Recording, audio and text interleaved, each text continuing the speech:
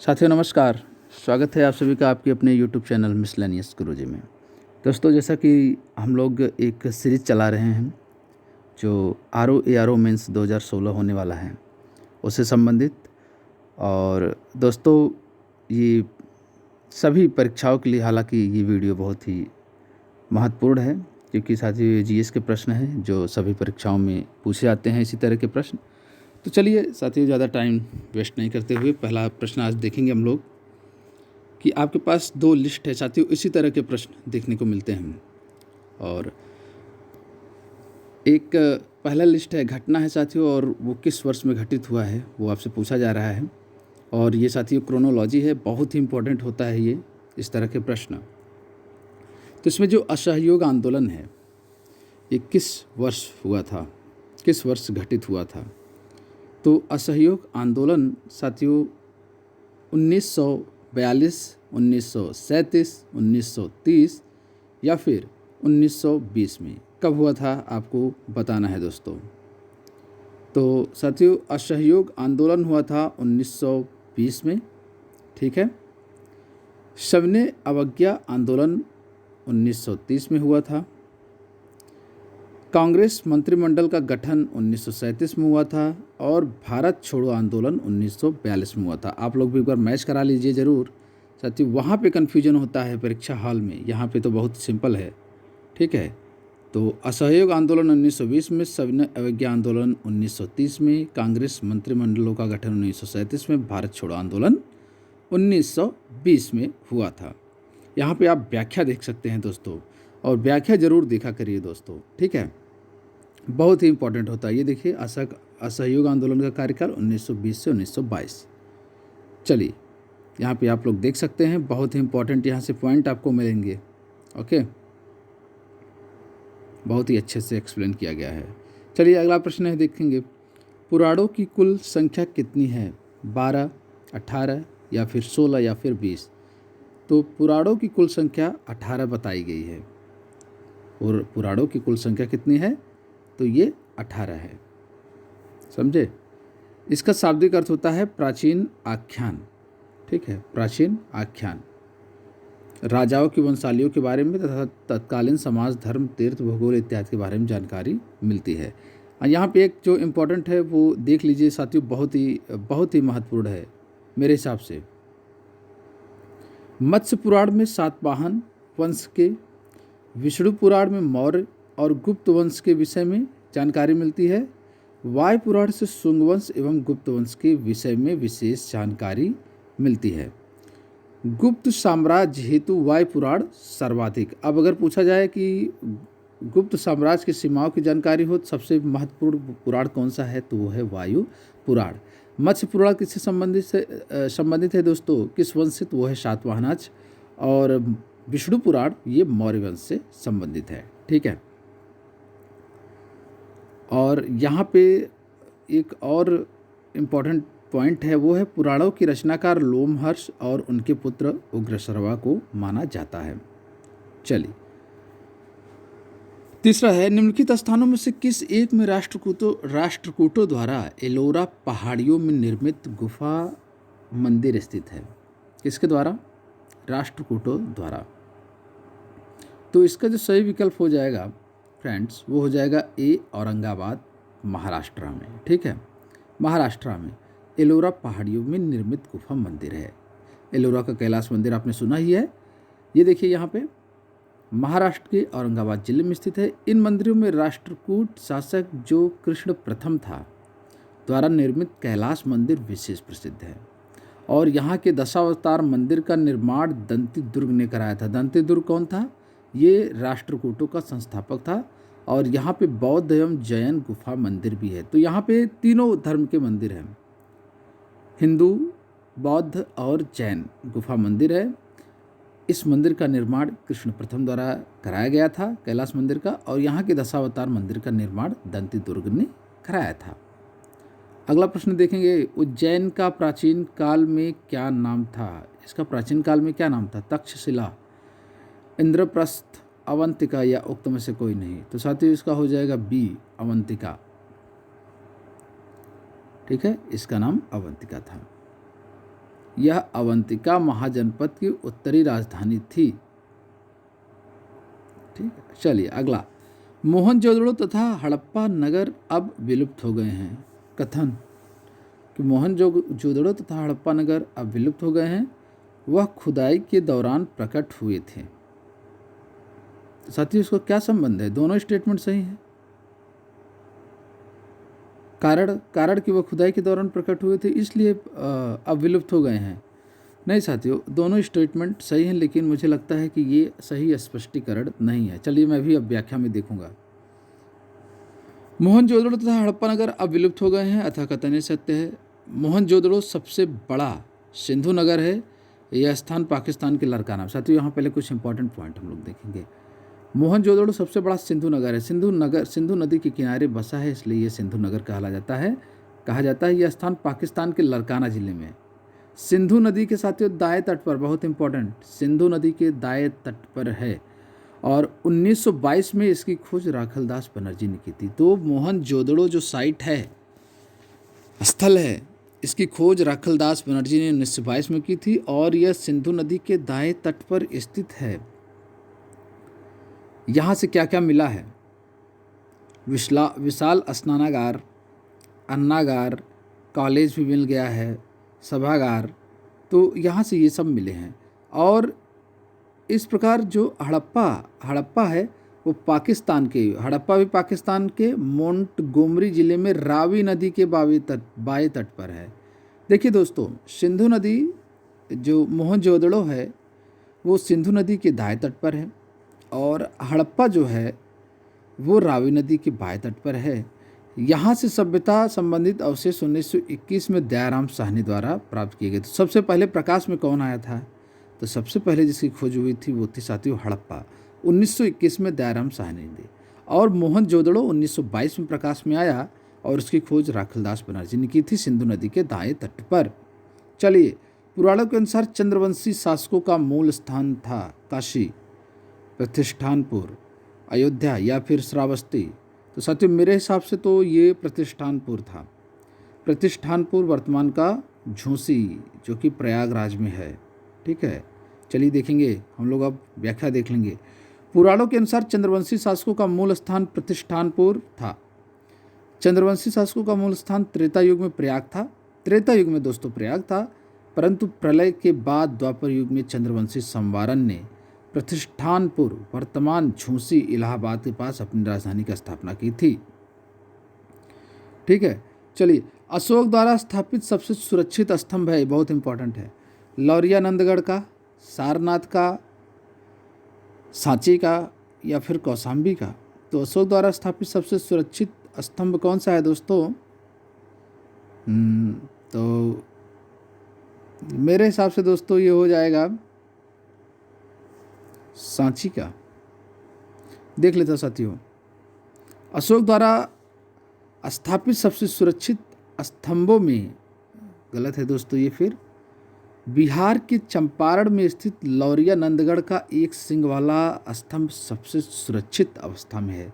तो ये बहुत इंपॉर्टेंट है दोस्तों, लौरिया नंदगढ़ का एक सिंग वाला। साथियों इसमें एक सिंग की प्रतिमा भी है, एक शेर का, तो एक सिंग वाला स्तंभ सबसे सुरक्षित अवस्था में है। यहाँ से प्राप्त पाषाण स्तंभ आज तक प्राप्त पाषाण स्तंभों में सुंदरतम है। ठीक है, इसकी गोल चौकी पर गर्दन उठाए सिंह अगले पैर पर खड़ा हुआ है और आसन के चारों ओर किनारों पर हंस भी साथियों उत्कीर्ण है। ये हंस सजीव एवं सुंदर हैं दिखने में। चलिए दोस्तों, इस तरह के प्रश्न पूछे जाते हैं, ध्यान रखना है आपको। ठीक है, अशोक के स्तंभ लेखों की संख्या 7 है। आप लोग यहाँ पे इसकी व्याख्या देख लीजिए। ठीक है, इसकी व्याख्या देख लीजिए। चलिए अगला प्रश्न है, बौद्ध धर्म के विस्तार कारणों में सम्मिलित थे धर्म की सादगी, दलितों के लिए विशेष अपील, धर्म की मिशनरी भावना, स्थानीय भाषा का प्रयोग या फिर दार्शनिक द्वारा वैदिक भावना का सुदृढ़ता। तो इसमें तो धर्म की सादगी पहला बात सही है, पहला पॉइंट सही है। दलितों के लिए विशेष अपील, हाँ दोस्तों ये तो बिल्कुल था, आप लोग जानते हैं। धर्म की मिशनरी भावना, ये भी सही है। स्थानीय भाषाओं का प्रयोग, साथियों बहुत ही उच्च भाषा का प्रयोग नहीं हुआ था, उसमें जो लोकल भाषा चलती थी उसका प्रयोग किया गया था। दार्शनिकों द्वारा वैदिक भावना की सुदृढ़ता, ये तो पूरी तरह से गलत है, पूरी तरह से वेद और वेदांत के खिलाफ थे बुद्ध। तो ये बौद्ध धर्म, ये पांचवा नहीं सही है, बाकी 1 2 3 4 ये सही हैं। चलिए यहाँ पे रिपीट हुआ है। अगला प्रश्न देखेंगे, सिंधु घाटी सभ्यता जिन नदियों के तट पर बसी थी वे थे, कौन कौन से थे? तो पहला तो दोस्तों हो जाएगा कि एक सिंधु के किनारे, ठीक है, सिंधु किनारे तो बसे ही थे। गंगा यहाँ काट दूंगा मैं। साथियों, स्थापित सिंधु घाटी सभ्यता जिन नदियों के तट पर बसी थी वे थे सिंधु, झेलम, चेनाब। तो मुझे लगता है साथियों सिंधु के अंतर्गत ये सभी नदियाँ आएंगी, चेनाब और झेलम भी आएंगी। तो मेरे हिसाब से बी सही होना चाहिए। चलिए देख लेते हैं, हालांकि चारों तो नहीं है। तो यहाँ पे है, स्थापित सिंधु घाटी सभ्यता का विस्तार उत्तर में झेलम नदी के पूर्व तट से दक्षिण में यमुना की सहायक नदी हिंडन के तट तक था। इसमें झेलम और साथियों इसका लगता है व्याख्या नहीं है, तो आप लोग कमेंट करके बताइए। मेरे हिसाब से दोस्तों इसका 1 2 एंड 3 हो जाएगा, ठीक है। चलिए, पत्थर पर प्राचीनतम शिलालेख किस भाषा में थे? पाली, प्राकृत, संस्कृत या फिर ब्राह्मी? प्राचीनतम शिलालेख किस भाषा में थे? तो ये प्राकृत भाषा में थे। भारत में पाए गए प्राचीनतम ऐतिहासिक शिलालेख अशोक के हैं। जो सबसे प्राचीनतम शिलालेख भारत की अगर बात की जाए तो वो अशोक के हैं, जो कि मुख्यतः ब्राह्मी, खरोष्टी, अरमाइक एवं यूनानी लिपियों में है। इसे प्राकृत भाषा में उत्कीर्ण किया गया है, अतः पत्थर पर प्राचीनतम शिलालेख प्राकृत भाषा में पाया गया है। ठीक है दोस्तों, थोड़ा सा साइज कम करेंगे। चलिए अगला, कोई व्यक्ति किसी व्यक्ति से उसका धर्म, संप्रदाय या जाति न पूछे, यह कथन किसका है? कबीर का, रामानंद का, रामानुज का या फिर चैतन्य का? तो इसका जो सही विकल्प हो जाएगा वो है रामानंद। रामानंद ने कहा कोई व्यक्ति किसी व्यक्ति से उसका धर्म, संप्रदाय या जाति न पूछे। तो यह कथन रामानंद जी का है और इनके शिष्यों में सभी जाति एवं संप्रदाय के लोग शामिल थे। ओके, रामानंद को भक्ति आंदोलन को उत्तर भारत में लाने का श्रेय प्राप्त है। आचार्य रामानुज की पीढ़ी में स्वामी रामानंद पहले संत थे। साथियों, आचार्य रामानुज की पीढ़ी में स्वामी रामानंद पहले संत थे, तो इनके भी गुरु थे साथियों, या इनके समकालीन थे रामानुज के स्वामी रामानंद, जिन्होंने भक्ति द्वारा जन को नया मार्ग दिखाया। इन्होंने एक ईश्वरवाद पर जोर दिया। यहाँ पे एक इम्पॉर्टेंट पॉइंट है कि इनके 12 शिष्य थे रामानंद के, जिसमें से उनका पेशा क्या क्या था, क्योंकि अलग अलग जाति और संप्रदाय के लोग थे। जिसमें रैदास ये चमार थे, हरिजन थे, कबीर जुलाहा थे, सेन जो थे वो नाई थे, धन्ना जो है जाट थे। याद रखना है। संगीत यंत्र तबला का प्रचलन किया आदिल शाह ने, तानसेन ने, अमीर खुसरो ने या फिर बैजू बावरा ने? तो साथियों ये शायद अमीर खुसरो जी हैं, इसका विकल्प देखेंगे हम लोग। संगीत यंत्र तबला का प्रचलन 13वीं शताब्दी में अमीर खुसरो ने किया था। अमीर खुसरो ने किया था साथियों। अमीर खुसरो मध्यकालीन भारत के महान कवि थे। ये बलबन के काल में शाही सेवा में आ गए थे और इन्होंने गयासुद्दीन तुगलक तक 7 सुल्तानों का शासनकाल देखा था। तो ये 7 सुल्तानों का शासनकाल देख चुके थे, बलबन के समय में आए थे और गयासुद्दीन तुगलक तक 7 सुल्तानों का शासनकाल देखा। संगीत के क्षेत्र में खुसरो ने आवाज़ ए खुसरवी नामक ग्रंथ लिखा। आवाज़ ए खुसरवी है तो साथियों इन्होंने लिखा है। अनेक नवीन रागों का आविष्कार किया और वे हिंदवी भाषा में लिखने वाले प्रथम कवि थे। तो साथियों खड़ी हिंदी बोली के जनक भी शायद ये कहे जाते हैं। आपको बताना है कि क्या मैं सही हूँ यहाँ पे। अलाउद्दीन ने उसे भारत सुख की उपाधि प्रदान की थी। और यहाँ पे इनके कुछ ऐतिहासिक रचना है, जिसमें है किरानुसद्दैन, नूह सिपिहिर, खजाइनुल फतह बहुत ही इंपॉर्टेंट है, तारिक अलाई तथा तुगलकनामा प्रमुख हैं। उन्होंने 5 दीवान एवं 5 खमसों की भी रचना की थी। याद रखना है दोस्तों, सभी याद रखना है। निम्नलिखित में से किस मुगल बादशाह का 2 बार सिंहासन रोहड़ हुआ है? किसने 2 बार अपना राजतिलक कराया था? वो था औरंगजेब ने। अगला है, निम्नलिखित नेताओं में से कौन एक स्वदेशी के समर्थक थे? अरविंदो घोष, दादा भाई नौरोजी, सुभाष चंद्र बोस या फिर फिरोज शाह मेहता। तो साथियों, बंगाल विभाजन के विरोध में स्वदेशी आंदोलन का 1905 से 1908 के बीच चलाया गया था आंदोलन।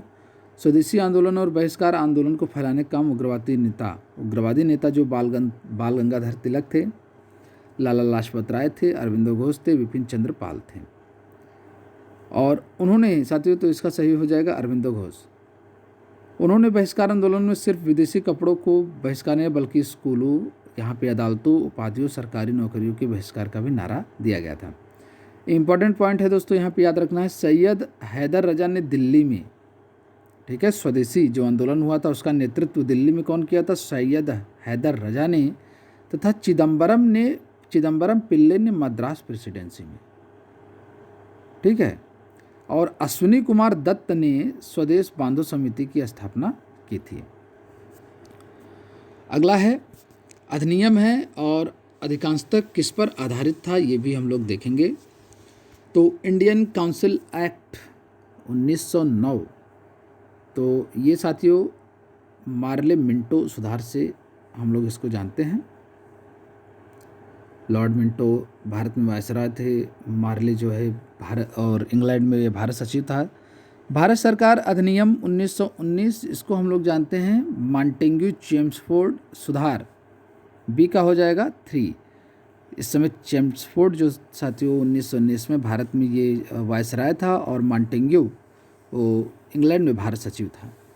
भारत सरकार अधिनियम, अब देखते हैं 2 विकल्प बचता है, माउंटबेटन प्लान पर आधारित था कि साइमन कमीशन रिपोर्ट तथा संयुक्त प्रवर समिति की सिफारिशों पर आधारित था। तो भारत सरकार अधिनियम मुझे लगता है दोस्तों ये माउंटबेटन प्लान, वो साथियों दूसरा हो जाएगा, साइमन कमीशन रिपोर्ट तथा संयुक्त प्रवर समिति की सिफारिशों पर आधारित था। और स्वाधीनता अधिनियम 1947 माउंटबेटन प्लान पे आधारित था, ठीक है। तो यहाँ पे देख लेंगे हम लोग थोड़ा सा, 2 तो एकदम क्लियर था। यहाँ पे भारत सरकार अधिनियम 1935 साइमन कमीशन रिपोर्ट, ठीक है दोस्तों, सही है कि संस्तुतियों पर आधारित था, तो ये एकदम विकल्प सही था। चलिए,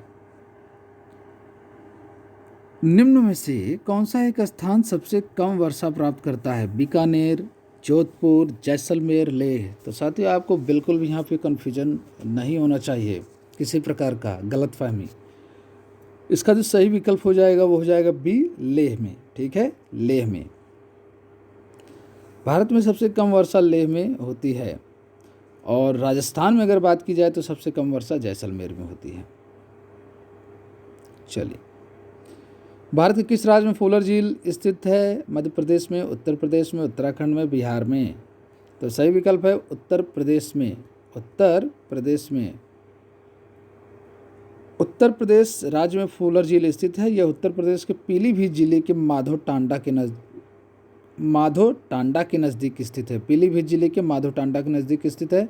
इसी झील से गोमती नदी की उत्पत्ति हुई है जो लखनऊ से होकर बहती है। तो गोमती नदी की उत्पत्ति किससे हुई साथियों? फूलर झील से। फूलर झील निकलती कहाँ है? पीलीभीत जिले के माधो टांडा नामक स्थान से। भारत के लगभग 1/3 गाय बैलों की संख्या 3 राज्यों में पाई जाती है। साथियों इसका आपको बताना है आंसर। तो सबसे पहले तो दोस्तों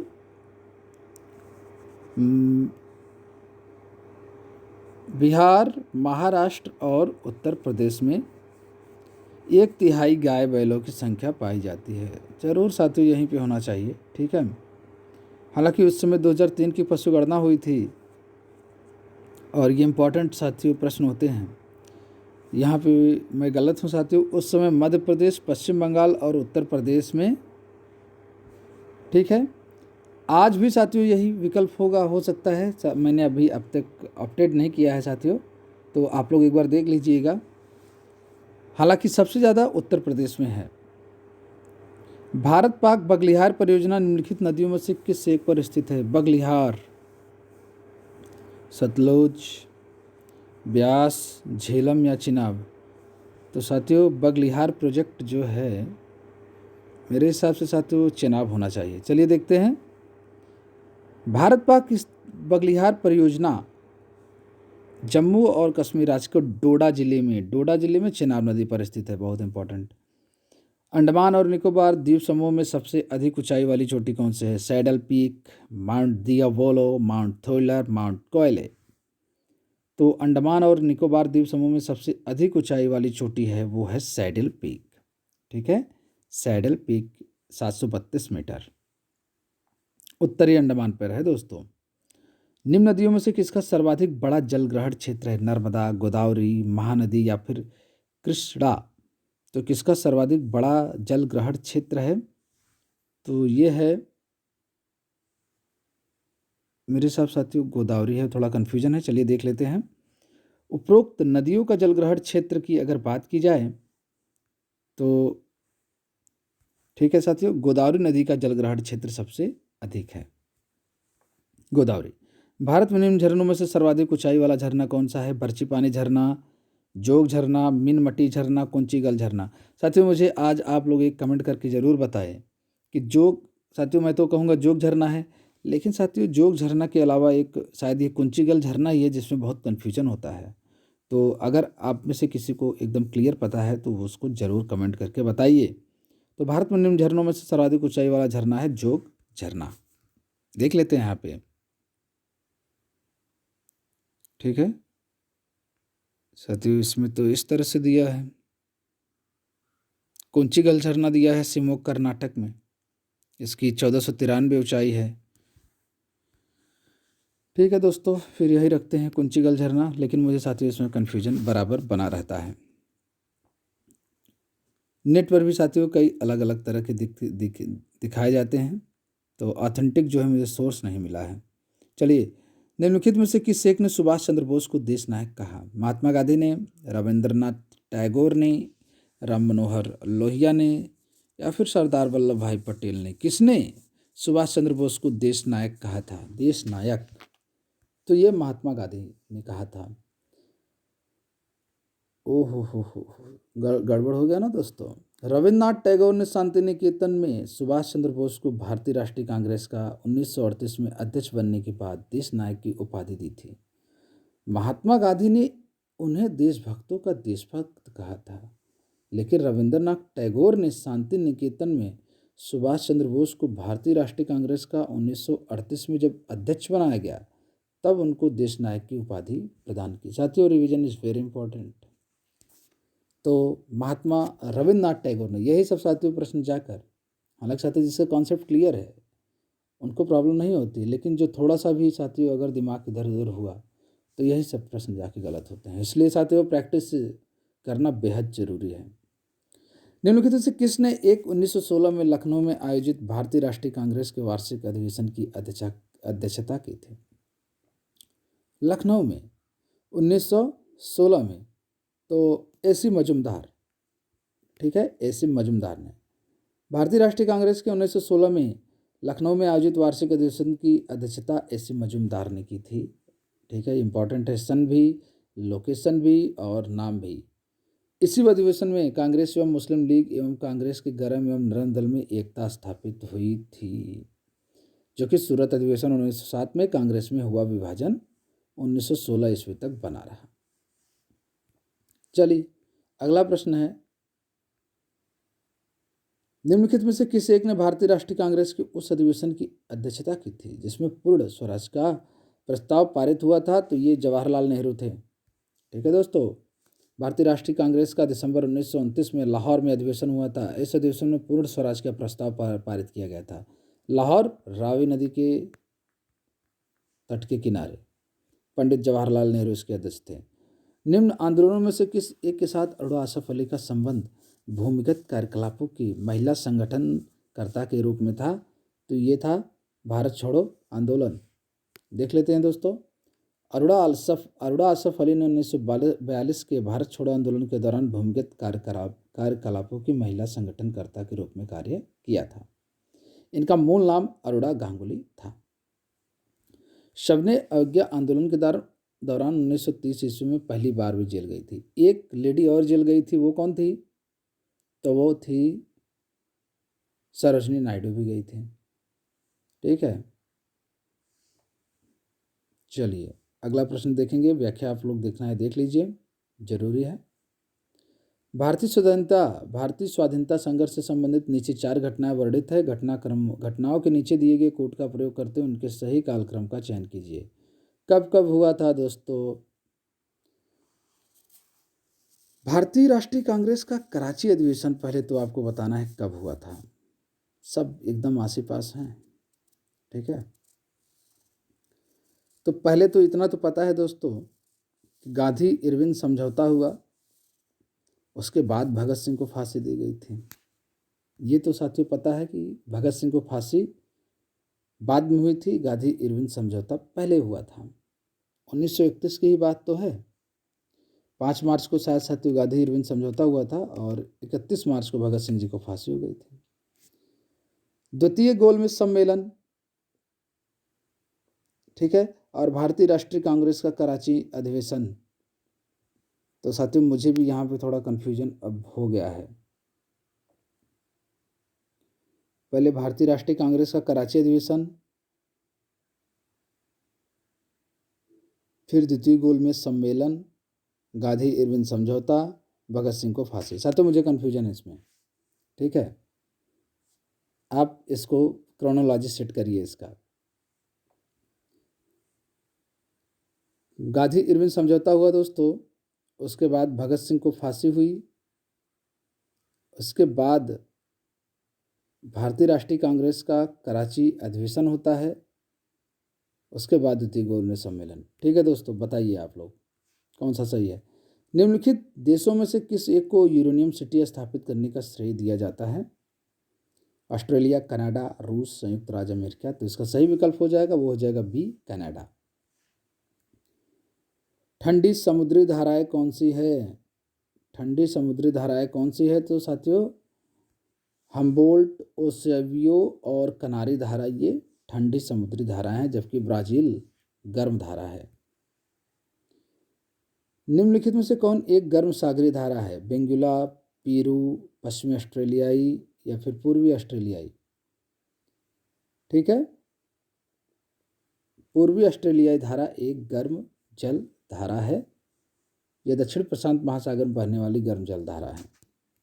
यहाँ पे देख सकते हैं प्रशांत महासागर की जल धाराएं हैं, अटलांटिक महासागर की जल धाराएं, हिंद महासागर की। आप लोग इसको एक बार जरूर देख लीजिए। 26 नवंबर 1949 को अंगीकृत भारतीय संविधान के प्रस्तावना में शब्द सम्मिलित नहीं था। समाजवादी, अखंडता, पंथ निरपेक्ष या फिर गण राज्य।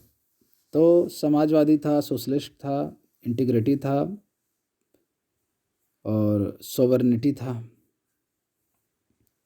ठीक है, समाजवादी, पंथ निरपेक्ष और अखंडता, ये तीनों शब्द थे साथियों। गणराज्य इसमें शामिल नहीं था। ठीक है, 26 नवंबर 1949 को अंगीकृत भारतीय संविधान के मूल प्रस्तावना में सम्मिलित नहीं था। कौन? तो ये गणराज्य। चलिए अगला है, भारत में राजनीतिक व्यवस्था के मूलभूत लक्षण है। यह एक लोकतांत्रिक गणतंत्र है। इसमें संसदात्मक रूप की सरकार है। सर्वोच्च सत्ता भारत की जनता में निहित है। यह एक एकीकृत शक्ति का प्रावधान करती है। तो साथियों लोकतांत्रिक है, सही है। सर्वोच्च सत्ता भारत की जनता में निहित है, ये भी सही है दोस्तों। संसदीय रूप की सरकार है, ये भी सही है। यह एक एकीकृत शक्ति का प्रावधान करती है। तो एकीकृत शक्ति का साथियों प्रावधान नहीं करता, क्योंकि शक्ति का विभाजन केंद्र और राज्यों में किया गया है। तो ये पॉइंट गलत है। ठीक है, बाकी भारत में राजनीतिक व्यवस्था के मूलभूत लक्षण लोकतांत्रिक गणतंत्र, संसदनात्मक सरकार और सर्वोच्च सत्ता की जनता में निहित होना, ये तीनों सही है। समानता का अधिकार संविधान के निम्न अनुच्छेदों में से किन के अंतर्गत दिया गया है? अनुच्छेद 14, 16, 15 या फिर 13। तो इसमें कौन सा सही है? समानता का अधिकार।